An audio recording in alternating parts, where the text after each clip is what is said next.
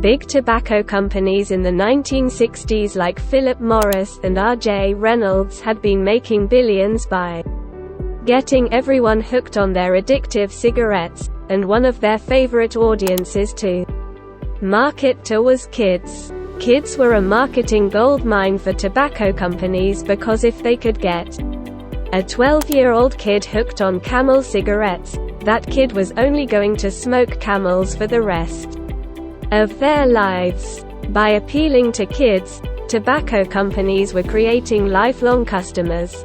But the best part was that kids were infinitely easier to market to.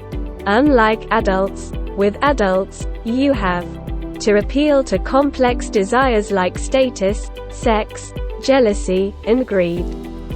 But with kids, all you gotta do is throw in a few cartoon characters, some bright colors, maybe some new flavors, and boom, you're good to go. Marketing to kids had been working like a charm for decades. By the 60s, tobacco companies were in the golden years, with the peak of cigarette acceptability around the world. But by the 70s, everything started to go downhill. That's when public opinion started shifting against smoking. Suddenly, advertising cigarettes all over TV, magazines, and newspapers wasn't okay anymore. Even worse, peddling cigarettes to school kids became illegal. Kids were tobacco companies' favorite demographic, the easiest demographic to market to, and the demographic that gave them the highest return on ad spend. They couldn't lose the kids, but they also didn't want to go to prison, so the writing was on the wall. If they didn't take their money and marketing expertise and apply it to something else that could be marketed to kids, it was gonna be over for them.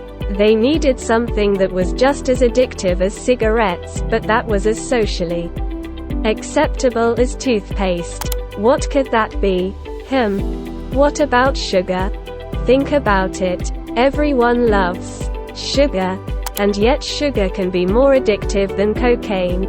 If they could get their foot in the door of the sugary foods industry and take all the knowledge they had learned on how to get kids addicted to cigarettes but apply it to sugar, they would be golden. And it was in this crisis, this turning point, this fork in the road that big tobacco started systematically taking over big food. The first vertical that big tobacco targeted was sugary drinks, fruit juices, concentrate, sodas, and everything in between.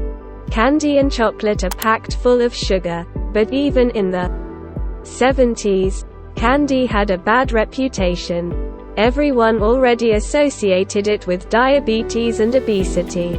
But fruit juices are pernicious. On the outside, fruit juices have this aura of being natural, healthy, full of vitamin C, but on the inside, it's a completely different story. Just one small serving of Capri Sun contains 1 of 6 teaspoons of sugar, about the same amount of sugar as in a single serving of Mandams. Sugary drinks and fruit juices were the perfect target, and tobacco companies wasted no time getting into the game. In 1963, R.J. Reynolds bought Hawaiian Punch. And in 1988, Altria, Philip Morris's parent company, bought Kraft Foods, which owned Capri Sun and Tang. Altria paid $13 billion for Kraft Foods, making it the biggest acquisition outside of the energy sector in American history. That's how important getting their hands on sugary drinks was. For tobacco companies, with their foot firmly in the door, it was time to make the sugary drinks industry their own. Their plan was to take everything they had learned from marketing cigarettes to make sweet drinks like Tang, Hawaiian Punch, and Capri Sun the most marketed consumables on the planet. And their main target was the one demographic that loves sugar more than anyone else: kids.